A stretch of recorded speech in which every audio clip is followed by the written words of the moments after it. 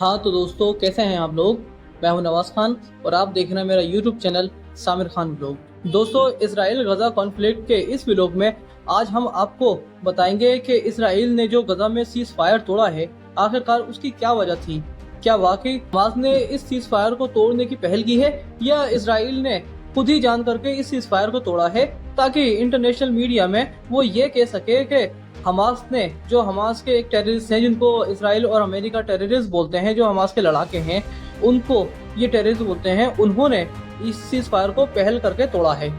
दोस्तों, ये सारी जानकारी आपको हम अपने इस वीडियो में बताने जा रहे हैं, लेकिन उससे पहले आपने हमारे चैनल को सब्सक्राइब नहीं किया है तो जल्दी से सब्सक्राइब कर लें और बेल आइकन के बटन को दबाना ना भूलें। दोस्तों, 2 मार्च सन 2025 को इसराइल ने और अमेरिका के जो डोनाल्ड ट्रम्प हैं उनके द्वारा लिखा गया एक सीज फायर लेटर इसराइल के प्राइम मिनिस्टर नेतन्याहू ने तोड़ दिया और गजा में रहने वाले आम सिविलियंस पर अंधाधुंध 18 मार्च को बॉम्बिंग शुरू कर दी, जिनमें न जाने कितने बेकसूर मासूम बच्चे, औरतें और बुजुर्ग मारे गए हैं। तकरीबन अब तक की रिपोर्ट में उनकी जो तादाद है वो 600 साढ़े 600 के करीब आ रही। उसके बाद 24 मार्च 2025 को इसराइल ने जो आम सिविलियंस के कुछ एक लोग थे जो कि जवान लड़के या बुजुर्ग थे, उनको तकरीबन जिनकी तादाद 60 से 70 के करीब थी, उनको बिना वजह ही कत्ल कर दिया गया। दोस्तों, इस तरह की जो जेनोसाइड कैंपेन इसराइल गजा के मासूम लोगों के लिए चला रहा है, इसमें एक वजह बहुत अहम है और वो ये है कि इसराइल ये सब कर क्यों रहा है। हालांकि इसराइल की मर्जी से ही ये सीज फायर हुआ था, जिसका पहला फेज मुकम्मल भी हो चुका था और अब दूसरा फेज इसका स्टार्ट होने वाला था, जिसके थ्रू इसराइल अपने जो फिलिस्तीन के हॉस्टेजेस थे उनको छोड़ता और हमास इसराइल के हॉस्टेजेस को छोड़ता। तो दोस्तों, आखिर ऐसा क्या हुआ कि जिसकी वजह से इसराइल ने इस सीज फायर को तोड़ दिया। दोस्तों, उसकी वजह है सीज फायर में लिखी गई शर्तें, और वो शर्तें ये हैं कि खान यूनुस के इलाके में जहां पे इसराइल की फौज अभी तक मौजूद थी, जो कि पहला फेज कंप्लीट हुआ है हॉस्टेजेस छोड़ने का, उसके बाद जब ये दूसरा फेज स्टार्ट होना था, तो इसी वजह से इस फेज के स्टार्ट होते ही हमास जो है इसराइल के हॉस्टेजेस को छोड़ता और उधर फिलिस्तीनियों को इसराइल छोड़ता। और इसके अलावा इसराइल की फौज जो अब तक गजा में मौजूद है उसे भी निकल जाना थी। लेकिन दोस्तों, इसराइल की फौज जो है वो वहां से जाना नहीं चाहती थी, बल्कि यूं कहें कि जो इसराइल के प्राइम मिनिस्टर हैं नेतन्याहू, वो नहीं चाहते थे कि इजरायली फौज गजा को छोड़कर वापस निकले। इसलिए इसमें एक जवाब बनाने के लिए उन्होंने गजा के जो मासूम लोग हैं उन पर एयर स्ट्राइक कर दी, जिनमें लाखों लोग, यानी कि अब तक अगर अंदाजा लगाया जाए 50,000 के करीब लोग मारे जा चुके हैं। और इस एयर स्ट्राइक में तकरीबन 600 साढ़े 600 के करीब लोग मारे जा चुके थे। दोस्तों, अब तक जो गजा में मासूम लोग मारे गए हैं उनकी तादाद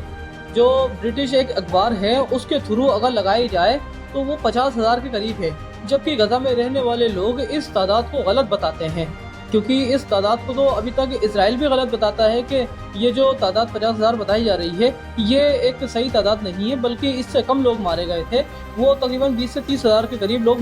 मारे जा चुके हैं, ऐसा इसराइल कहता है। लेकिन दोस्तों, हकीकत ये है कि 50,000 तो ब्रिटिश जो प्रेस है उसके एक अखबार में लिखी गई एक तादाद के थ्रू ये बताया जा रहा है कि इतनी तादाद के लोग गजा में मारे जा चुके हैं। लेकिन गजा के लोग ये कहते हैं कि नहीं, इतने नहीं है, तकरीबन 70 से 80,000 लोग हमने अपने हाथों से यहाँ पर खोए हैं, अपनों को खोया है, जिनकी कब्रें यहाँ मौजूद हैं, और बहुत से हमारे अपने इन मलबों के तले दबे हुए हैं जिनकी लाशें अभी तक मिली भी नहीं हैं। तो दोस्तों, ये वो सारी कहानी है जो गजा में चल रही है, और इस पूरे एथनिक क्लिंजन पर पूरा अरब वर्ल्ड इस तरह खामोश है जैसे वो इंतजार कर रहा है कि कब इस गजा के लोग पूरे मारे जा चुके हैं और कब यहाँ पर उनकी जान बचे। यानी कि उनके जो इंटरनेशनल मीडिया के थ्रू जो उन पर प्रेशर आ रहा है कि भाई तुम अरब होते हुए अरबों की मदद क्यों नहीं कर रहे हो। तो इस तरह के जो बयानात हैं, जो इस तरीके से प्रेशर है, उससे उनकी जान छूटे, इस तरह का ऐसा लग रहा है कि अरब वर्ल्ड जो है वो इंतजार कर रहा है। अब बात करते हैं दोस्तों अमेरिका के 47वें प्रेसिडेंट डोनाल्ड ट्रंप की, जिन्होंने अमेरिका का चुनाव जीतने के लिए कैंपेन ही यही चलाई थी कि अगर वो अमेरिका के प्रेसिडेंट चुन लिए जाते हैं और जीत जाते हैं इस इलेक्शन को, तो सबसे पहला काम जो वो करेंगे वो हमास और इसराइल के बीच सीज फायर करेंगे। क्योंकि दोस्तों, बहुत सी अखबारात और बहुत सी न्यूज़ के मुताबिक हमें ये सुनने को मिला है और ये जाना है कि डोनाल्ड ट्रंप ने जिस टाइम अपने इलेक्शन जीतने का हलफ लिया था उस टाइम वो और कोई भी इंटरनेशनल मीडिया नहीं चाहते थे, बल्कि वो पूरे इंटरनेशनल मीडिया में और इंटरनेशनली अपनी जो हलफ ले रहे हैं सिर्फ एक यही न्यूज़ जो है वो दिखाना चाहते थे। इसके अलावा और कोई बवाल नहीं चाहते थे, जिसके थ्रू उन्होंने खुद चलकर इसराइल और हमास के बीच इस तरह का सीज फायर कराया था। हालांकि इस सीज फायर में अमेरिका ने कोई ऐसी गारंटी नहीं दी थी कि अगर दोनों पक्षों में जो भी सीज फायर तोड़ता है तो अमेरिका इस चीज़ में मुदाखलत करेगा, बल्कि अमेरिका ने सिर्फ अपनी एक छवि बरकरार रखने के लिए और डोनाल्ड ट्रंप ने अपनी इमेज बरकरार रखने के लिए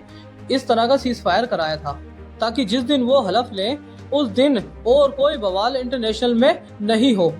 यानी सिर्फ उनकी जो एक ओथ है बस उसी की चारों तरफ खबरें गूंजे, इसके अलावा और कोई खबर दुनिया को दूसरी सुनाई नहीं दे। दोस्तों, अब बात करते हैं कि अमेरिका के जो प्रेसिडेंट डोनाल्ड ट्रंप हैं वो अब गजा में जो इस तरह का सीज फायर तोड़ा गया है इसमें कोई मुदाखलत क्यों नहीं करते। वो इस सीज फायर को तोड़ने वालों पर कोई पाबंदियां क्यों नहीं लगाते। जैसा कि हम देखते हैं न्यूज़ में कि कोई भी दूसरा देश किसी तरह का कोई कदम उठा ले जो अमेरिका को पसंद नहीं आता, वो खट से उस चीज़ पर, उस देश पर पाबंदियां लगा देता है।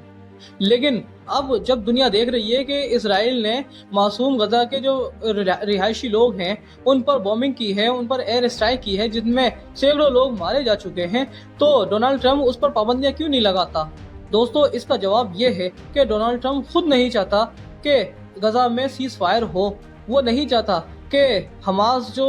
लड़ रहा है, गजा के जो रिहायशी लोग हैं उनके लिए जो हमास इस जंग में कूदा है और इसराइल से जंग कर रहा है, वो डोनाल्ड ट्रंप नहीं चाहता कि गजा में कोई मौजूद रहे। बल्कि इसके बरक्स अफ्रीका का एक देश है जिसको अमेरिका ने धमकाया डराया है कि अगर उसने गजा के लोगों को अपने अंदर नहीं रखा, यानी अपने मुल्क में रिहाइश नहीं दी, तो उस चीज़ पर पाबंदियां लगा दी जाएंगी। इससे साफ जाहिर होता है दोस्तों कि डोनाल्ड ट्रंप खुद नहीं चाहते कि गजा वाले गजा में रहें, बल्कि वो गजा के लोगों को गजा से बाहर निकालना चाहते हैं।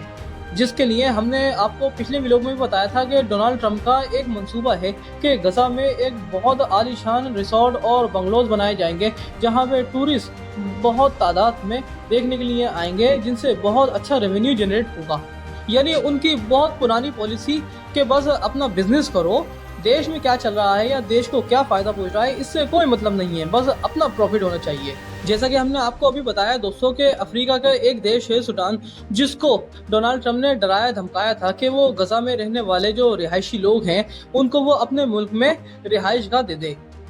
इससे पहले मिस्र और जॉर्डन को भी डोनाल्ड ट्रंप ने ये सलाह दी थी कि गजा में रहने वाले आम सिविलियंस को वो अपने मुल्क में पनाह दे दें और गजा को खाली करा दें। जिसके बाद डोनाल्ड ट्रंप के इस मंसूबे को जॉर्डन और मिस्र ने रिजेक्ट कर दिया था, मना कर दिया था। लेकिन अब दोस्तों खबर सुनने में ये आ रही है कि जॉर्डन के जो किंग हैं उन्होंने ये डिसाइड किया है कि वो अपने मुल्क में गजा में रहने वाले लोगों को पनाह देंगे और वो चाहते हैं कि गजा में रहने वाले लोग गजा को छोड़कर उनके मुल्क में आ जाएं और उनको वो पनाह दे देंगे। यानी गजा के लोग जो अब तक एक बहुत बुरी तरीके से जिंदगी गुजार रहे हैं वो अपने मुल्क में आके रह लें और यहाँ की नेशनलिटी उनको मिल जाए। क्योंकि दोस्तों आप न्यूज़ में देख रहे होंगे कि गजा में बहुत से इस तरह के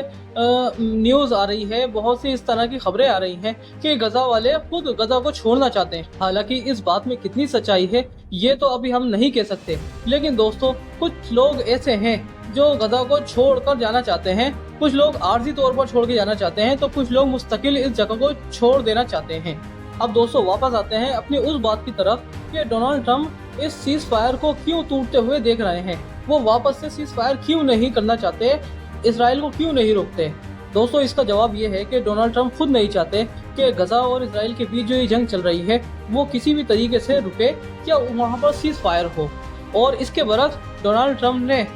$12 बिलियन के असला और बम जो है इसराइल को दिए हैं गजा वालों पर गिराने के लिए। और अभी आपने उनका एक ट्वीट देखा होगा जिसमें उन्होंने कहा था कि सीज फायर तोड़ने के बाद कि इसराइल को $4 बिलियन की जो मदद है वो फौरी तौर पर भेज दी गई है। इसके लिए ना तो उन्होंने संसद से कोई कानून पारित किया और ना ही किसी तरीके की जो वहाँ की लॉबी है उससे कन्विंस किया।